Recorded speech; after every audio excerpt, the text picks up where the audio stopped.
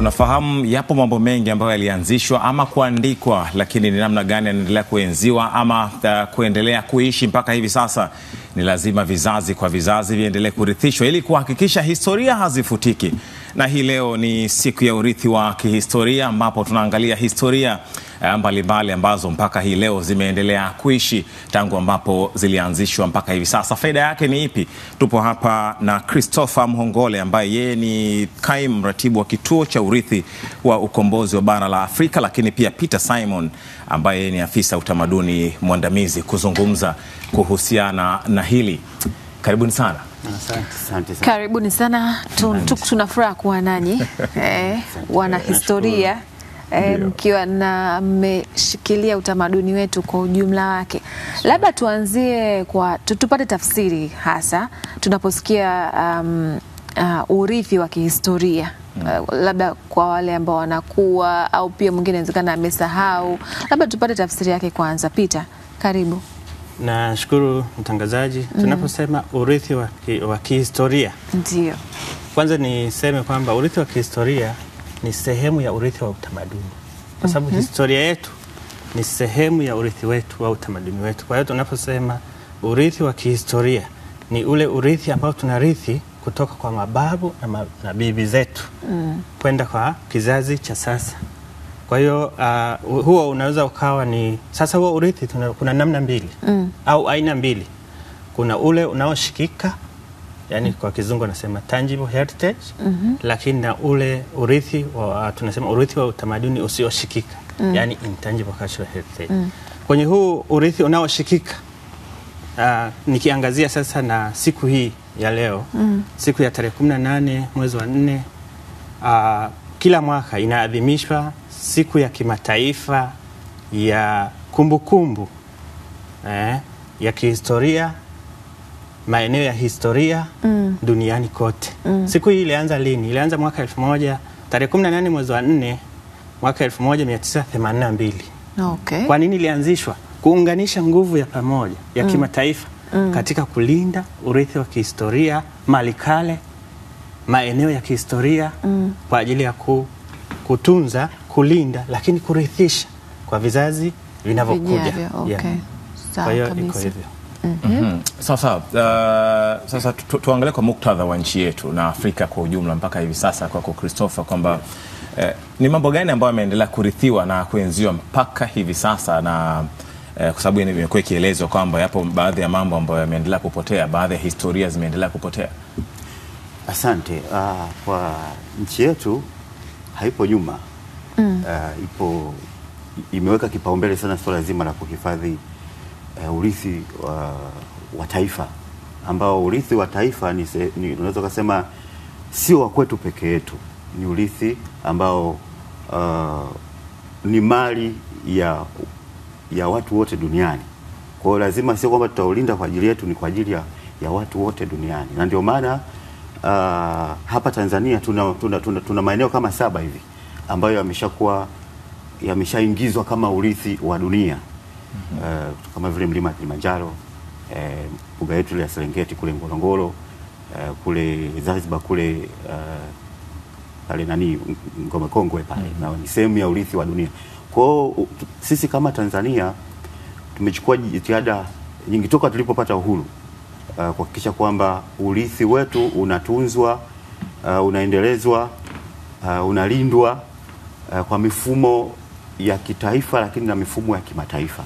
Na ndio maana baada ya shirika la Umoja wa Mataifa la UNESCO kuingiza kuanzisha hii siku maalum ambayo ni ya kidunia sasa, kwamba tuwe na siku maalum ya kuenzi, ya kutoa elimu, ya kufanya matukio mbalimbali ambayo yanalenga kutoa elimu kwa jamii, lakini pia yanahamasisha ulinzi na uendelezaji wa urithi huu wa utamaduni, lakini urithi wa malikale, urithi wa kihistoria. Mambo hayo yameendelea na nchi yetu imekuwa sehemu ya muunganiko huo wa kidunia kuhakikisha kwamba urithi huu wa kihistoria wa kitamaduni unaendelea kulindwa, unaendelea kuendelezwa ili vizazi vinavyokuja basi viweze kukuta na kuendelea kuusherekea. Lakini labda tuseme tu kwamba urithi huu wa utamaduni na wa kihistoria upo wa aina nyingi kama ambavyo mtangulizi ameusema. Lakini kwa sasa hivi tuna urithi huu ambao sisi kama kituo tunausimamia, urithi wa ukombozi wa bara la Afrika. Kwa nao ni sehemu ya urithi ambao nchi yetu inausimamia kuhakikisha kwamba unalindwa, unatunzwa, unaendelezwa. Kama historia ya taifa letu namna ambavyo limepita katika vipindi mbalimbali vya kujikomboa katika changamoto mbalimbali, changamoto za ukoloni, changamoto za utumwa. Kwa hiyo huo wote ni urithi ambao unatakiwa kutunzwa. Vizazi vijavyo lazima vije viukute ukiwa katika namna ile ile ulivyokuwa. Namna ambavyo sisi kama Tanzania tumeshiriki kuwasaidia wenzetu kupata uhuru. Mataifa mbalimbali ya Afrika yalikuwa hapa yakiwa yanapata misaada ya aina mbalimbali ya kijeshi, kupata mafunzo. Kuna yale makambi, viongozi wa kisiasa wale walikuwepo hapa nchini wakiwa na ofisi zao hapa, lakini wakiwa na makazi yao hapa. Kwa hiyo hivyo vyote ndio urithi wenyewe. Okay. Yale majengo, miundombinu yote inatakiwa kutunzwa kama ushahidi kuonyesha kwamba katika kipindi fulani nchi yetu ilifanya jambo fulani na ilifanyia hapa. Kwa hiyo hayo maeneo yote lazima yahakikishwe kwamba yanatunzwa, yanahifadhiwa, yanaendelezwa, lakini na jamii inapata kufahamu hiyo historia. Sio tu yanatunza, lakini na jamii lazima ishirikishwe, ifahamu, iwe sehemu ya kulinda na kuendeleza urithi. Sawa. Peter, kama alivyozungumza hapo Christopher kwamba ukoloni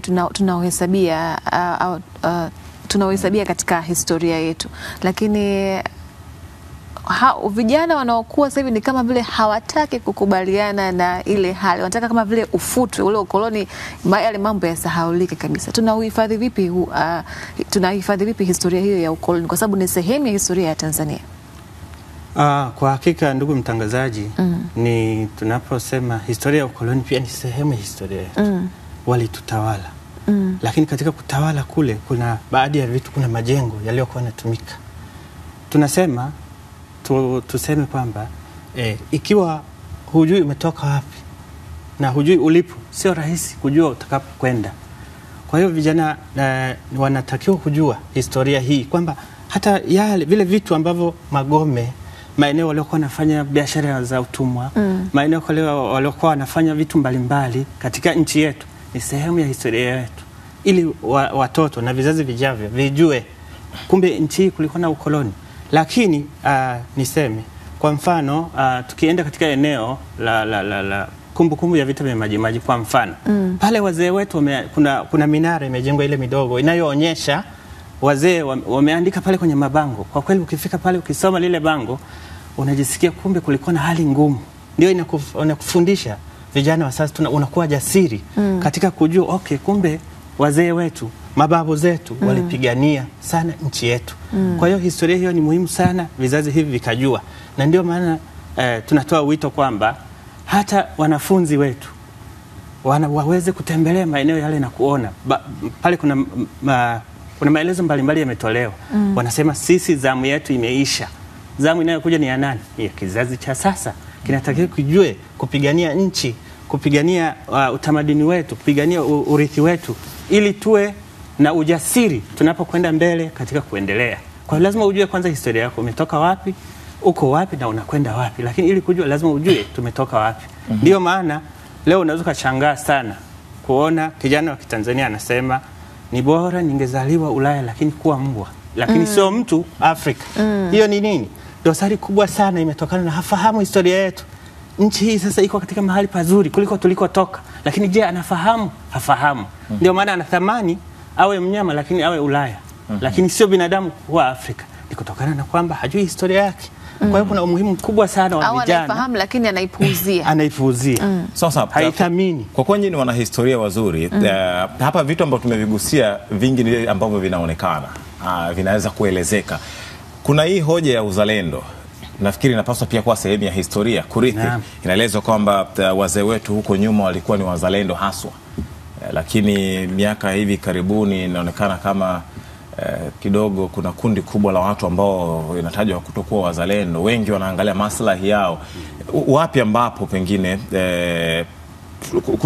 kuna kamba ilikatika na hawa vijana wa sasa kukosa ile urithi wa uzalendo? Niseme kwamba ni aina moja hapa ya urithi, na urithi huo ni upi? Ni ule ambao katika utangulizi nilisema ni urithi wa utamaduni usioshikika ambao unajumuisha nini? Utani, falsafa, maarifa, majigambo, ngoma za asili, vitu vyetu vya asili, ujuzi wa asili wa kutengeneza vitu, historia yetu. Mtakumbuka tulikuwa tunakaa, bibi na babu wanatuelezea historia yetu, wanasimulia zamani ilikuwa hivi, zamani ilikuwa vile. Lakini kutokana na maendeleo ya sayansi na teknolojia ya sasa, mtu yuko tayari anashinda kutwa nzima, yuko kwenye simu, anaangalia vitu kwenye simu, lakini anavyoviangalia pengine si utamaduni wetu, si ule urithi wetu. Kwa hiyo zama ile ya kusimuliana, kuhadithiana kuhusu maendeleo yetu, kuhusu uchumi wetu, kuhusu utamaduni wetu, kidogo kumekuwa na hiyo hayo mapungufu ambayo kwa kweli ni kweli yapo. Watu wengi, wazazi hawana muda wa kuelezea utamaduni wao ukoje. Badala yake watu wanakimbilia kwenye vitu hivi vya kisasa. Kwa hiyo niseme tuna changamoto hiyo ya uigaji wa tamaduni za kigeni ambazo haziwawezeshi vijana wetu kujua utamaduni wetu, kujua urithi wetu wa utamaduni wa asili, kiwepo ngoma zetu za asili, mavazi yetu, maarifa yetu ya jadia. Tunasema maarifa jadia, maarifa ya asili ambayo tumerithishwa kuhusu utengenezaji pengine wa madawa ya asili. Hiyo hoja pia ya uzalendo, ni kiasi gani vizazi vya sasa vimerithishwa uzalendo? Kwa sababu wazee wa zamani inaelezwa kwamba walikuwa wazalendo, na hata wakati wanapigania uhuru pengine hawakuwa na maslahi binafsi ya kiasi hicho, lakini walipambania taifa lao ambalo leo hii pengine tunaliishi tukizungumza amani. Ni vizuri sisi kizazi cha sasa tuweze kuwarithisha yale, ndio maana inaitwa urithi. Maana yake iliyokuwa sifa kuu ya urithi uweze kurithisha kwa vizazi vijavyo. Kwa hiyo ndio maana kuna vipindi mbalimbali vya elimu vinatolewa kwa ajili ya vijana ili wawe wazalendo kwa taifa lao. Wazee, katika program hii ambayo ndugu yangu ameisema hapa ya urithi wa ukombozi wa bara la Afrika, tumepita kwa wazee wengi wa nchi hii kukusanya yale masimulizi. Wanasema haikuwa rahisi. Leo wale walikuwa wako tayari, ndio huo uzalendo unaozungumzia, moyo wa utayari wa kujitoa kwa ajili ya nchi yako. Wenyewe walikuwa wako tayari, wanajitoa kwa ajili ya nchi. Lakini kwa kizazi cha sasa hiyo pengine inawezekana ni kwa wachache, au hali hiyo ya uzalendo wa kuipenda, kujitoa kwa ajili ya nchi yako kidogo, niseme kuna hiyo mapungufu. Lakini ndio tuna jambo la kufanya, ikiwa ni pamoja na uelimishaji kwa vijana ili wawe wazalendo kwa taifa lao, kuipenda nchi yao, wawe na maadili kwa nchi yao. Bila kutegemea kama unatakiwa upate malipo fulani, wakifanya kitu fulani unatakiwa upate malipo fulani. Kwa Kizungu wanasema returns. Bila kuangalia hicho, lakini je, una moyo kiasi gani wa kujitoa kwa ajili ya nchi yako? Sawa kabisa. Christopher, leo hii ni tarehe 18 ya mwezi Aprili, na ndio tunaadhimisha siku hiyo husika ya urithi wa kihistoria. Tunaiadhimisha vipi siku hii? Siku hii kwa miaka yote kama ambavyo wito wa kimataifa ulivyotolewa kwamba ni muhimu kuwa na siku maalum ya kuadhimisha siku hii, na dunia nzima ikiwemo Tanzania siku hii huadhimishwa kwa namna mbalimbali. Hata hivi tulivyo hapa katika kipindi ni sehemu ya kuadhimisha, kwa sababu tunatakiwa kutoa elimu. Moja ya jukumu ambalo linatakiwa lifanyike ni kutoa elimu kwa jamii kuhusu hizi taarifa, kuhusu urithi uliopo, lakini jamii fahamu kuhusu jukumu lake katika swala zima la kulinda na kuuelewa na kuhifadhi urithi huu wa kihistoria. Kwa hiyo kwa Tanzania mambo mbalimbali ambayo yanafanyika ni pamoja na elimu kwa jamii.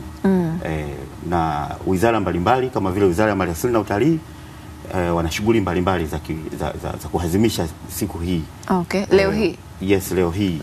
Wanaendelea kutoa elimu katika namna mbalimbali kupitia midahalo, kupitia maonyesho, lakini watu wanahamasishwa kwenda kwenye makumbusho kutembelea, ikiwa ndio sehemu yenyewe ya uadhimishaji wa siku hii. Watu wanahamasishwa kutembelea, kwenda kujifunza urithi wao wa kiutamaduni, wa kihistoria katika makumbusho, lakini kuna maonyesho mbalimbali huko watata kuona urithi wao ni upi wa taifa lao, lakini kwenye vyombo mbalimbali vya habari elimu inaendelea kutolewa. jamii iweze kufahamu urithi wao, lakini iweze kufahamu pia jukumu lake la kushiriki katika kuhifadhi huo urithi ili vizazi vijavyo basi viweze kuukuta, kwa sababu jukumu la kuhifadhi urithi na kuulinda sio jukumu la serikali pekee, ni jukumu la jamii yote, inatakiwa ishiriki.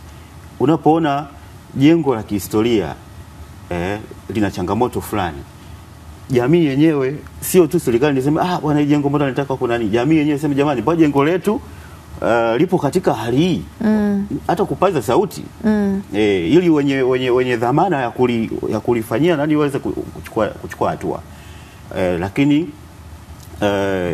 mambo mengine ni pamoja na juhudi mbalimbali ambazo kama Wizara ya Utamaduni inaendelea nayo. Kwa mfano wiki ijayo tutakuwa na kikao kazi cha maafisa utamaduni, maafisa michezo, lakini watendaji wote wa sekta hizi za utamaduni na sekta za michezo nchi nzima, tukijadili pamoja na mambo mengine uhifadhi wa hii historia yetu na kumbukumbu zetu, kwa sababu ndio wataalamu wenyewe wenye jukumu hilo kuweka mikakati ya pamoja, namna gani urithi wetu wa kihistoria, urithi wetu wa kiutamaduni unatakiwa kuhifadhiwa, kuwekana sawa kwa pamoja, tujue njia ndio kama taifa, njia yetu ni hii, mikakati yetu ndio hii, tunatakiwa tufanye nini sisi kama watendaji, wapi kuna changamoto, nini tufanye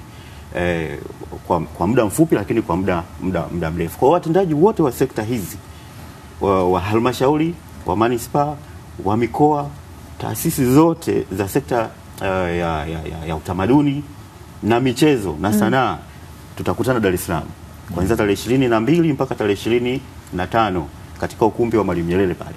Na mgeni rasmi katika ufunguzi atakuwa Mheshimiwa Waziri Mkuu wa Jamhuri ya Muungano wa Tanzania, ambaye ndio atafungua kikao kazi hicho cha watendaji. Kwa hiyo ni sehemu ya juhudi na shughuli za sekta hii kuhakikisha kwamba tunajipanga vizuri katika swala zima la uhifadhi wa historia yetu, uhifadhi wa kumbukumbu zetu za kiutamaduni na sanaa kwa ujumla wake. Yes. Sawa.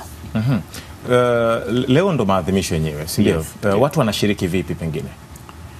Watu kwa siku ya leo watu wanashiriki, wameendelea kuhamasishwa kuhakikisha kwamba wanatembelea maeneo ya kihistoria. Pale sisi kituo cha urithi wa ukombozi kipo pale Posta. Tumeanza kutoa elimu muda mrefu kwamba watu siku hii waweze na siku ya leo sisi tumewakaribisha bure, hakuna kiingilio, ili kuwavutia kuhakikisha kwamba wanakuja, kusiwe na kikwazo chochote cha wao kuifahamu historia yao. Kwa siku zingine basi wataendelea kuchangia uhifadhi wa kumbukumbu hizi kwa kiingilio kidogo, lakini kwa siku ya leo wataingia bure kabisa. Labda Peter tuambie kwa ufupi sana kutakuwa na nini ambacho tukija huko, kwa sababu ni bure, tupate nafasi kidogo tutaona nini, baadhi ya vitu ambavyo tunatarajia kuviona. Katika kituo kile kuna urithi mkuu wa urithi wa ukombozi huo, ambapo utaona kuna machapisho mbalimbali yale yanayozungumzia historia ya ukombozi, lakini kuna makumbusho ambayo ya kidigitali. Utasikiliza simulizi, hotuba mbalimbali zile za uhamasishaji zilizokuwa zikitolewa wakati wa harakati za ukombozi. Lakini hata jengo lenyewe lile linavutia. Serikali imeshafanya juhudi kubwa ya kukarabati ile jengo lililokuwa makao makuu ya Umoja wa Nchi Huru za Kiafrika ya Kamati ya Ukombozi pale Posta. Kwa hiyo kuona lile jengo, kuona maktaba ina nini ndani, kuona vitu mbalimbali vya kiurithi. Kuna pikipiki zilizokuwa zinatumika wakati ule. Kuna vitu mbalimbali, yani huo urithi wa utamaduni unaoshikika sasa tunaosema. Kuna king'ora ambayo ilikuwa imetumika wakati ule wa harakati za ukombozi. Iko pale, utaiona kwamba watu walikuwa king'ora ile inapigwa, watu wanajua wakati adui anakuja, wanakimbia, wanajificha. Kwa hiyo vitu hivyo ni sehemu ya urithi. Kwa hiyo utakapofika katika kituo kile, kwa kweli utaona vitu kadha wa kadha katika kama sehemu ya historia. Lakini mwenzangu alikuwa amesema jukumu la kuhifadhi urithi sio la serikali. Ni kweli sera yetu ya utamaduni ya mwaka 1997 imefafanua vizuri kwamba jukumu la kulinda na kuhifadhi urithi wa utamaduni la jamii nzima likisimamiwa na serikali. Hata hivyo kuna mikataba ya kimataifa tumesema siku hii ya leo ni siku ya kimataifa ya kumbukumbu za kihistoria, lakini na maeneo ya urithi wa kihistoria. Kama taifa, kama serikali kupitia Wizara ya Habari, Utamaduni, Sanaa na Michezo, mwaka 2011 tumeridhia mikataba miwili ya kimataifa. Kuna mkataba wa UNESCO wa mwaka 2003 unahusu kulinda urithi wa utamaduni usioshikika. Na mkataba wa UNESCO wa kulinda na kuendeleza uanuwai wa kujieleza kiutamaduni, huo pia tumeuridhia. Kwa nini tunaridhia mikataba hii? Ili tuwe na nguvu ya pamoja kimataifa katika kulinda urithi wa utamaduni. Sawa kabisa. Tunashukuru sana. Asante sana. Na tumefahamu tayari mengi Betty, kwa hiyo mimi na wewe tunapaswa kuwa mabalozi wa urithi wa kihistoria. Hakika. Sawa, tunakamilisha namna hiyo kwa sababu tunafahamu mambo mengi yameandikwa kwenye historia, mengi yalifanywa. Kwa hiyo ilikuwa ni vema kuweza kuzungumza, ikiwa hii leo ni siku ya urithi wa kihistoria. Tulikuwa hapa na Christopher Muhongole ambaye ni kaimu mratibu wa kituo cha urithi wa ukombozi bara la Afrika, lakini Peter Simon, afisa utamaduni mwandamizi. Tunakamilisha hivyo kwa sasa.